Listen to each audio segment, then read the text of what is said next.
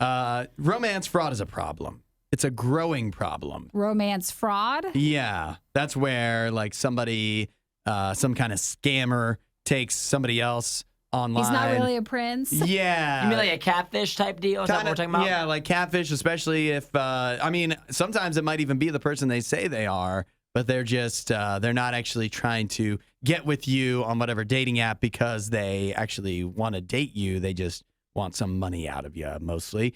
And so I have here, scientists have discovered some telltale signs of a romance fraudster so that you don't get caught falling for some kind of romance scam on the dating apps.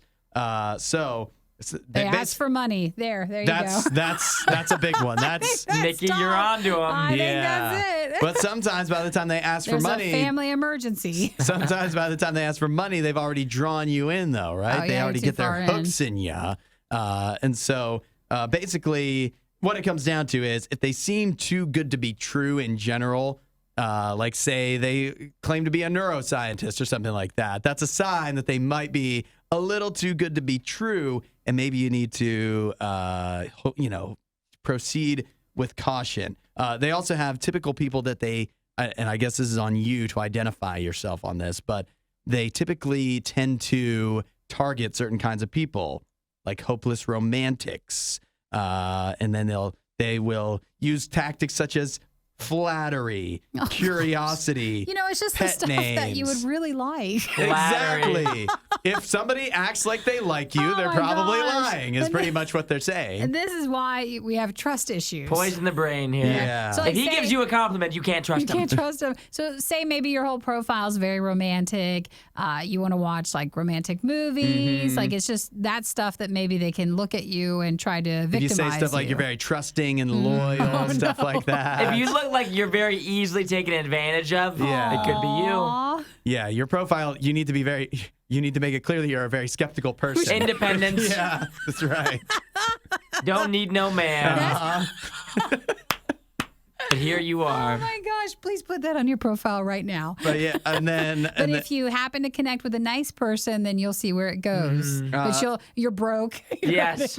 No money. No also, money. if you're wondering. but they also have, so these are some of the profile characteristics you might find on a fraudster's page. Stuff like boasting a military affiliation or describing themselves as God-fearing. Sometimes they're giveaways. They also, this is big, and this should be a dead giveaway. They'll come up with like past tragedies that they've gone through in life and have that on their profile. That feels like why would you share that right up front on your profile before even talking to a person? Seems a bit aggressive. Yeah, so that, or they could be, if they say they're widowed, they're all things that make them feel like you would trust them and stuff. Like it almost feels like, why would they put it out there if they were like, why would somebody make that up type stuff? Yeah. But stuff to make you trust them. So they're saying that researchers in online dating sites are working with law enforcement, or they should be working more, because romance scams are so popular and scammers are always coming up with new ways to defraud someone. Mm-hmm. So there has to be research on the other side on like how to make sure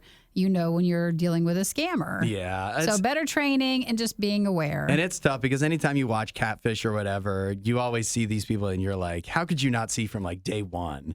But I don't know. Some people, again, you're a little emotionally vulnerable. You're a hopeless romantic and you start just hoping for the best and it seems so great. And then it's hard to sometimes, again, it feels like, oh, why don't you just stop talking to them? But once you get emotionally attached, it's not that easy. And these people, they promise a lot. And the world is full of people that are ready to prey on you like that are ready to, when you're vulnerable, promise you a lot and then actually not deliver on any of that and take advantage of you. But I'm telling you right now that that's not what God is going to do. If you're vulnerable, if you're in a tough spot, God isn't promising you a lot that he's not going to deliver on. Jesus is actually going to help you out. He's actually going to do what you're hoping he will do. If you want to know more about that, start talking to him. Give God some time in your life to talk to you as well. And if you want to know more, check out RadioU.com/free gift.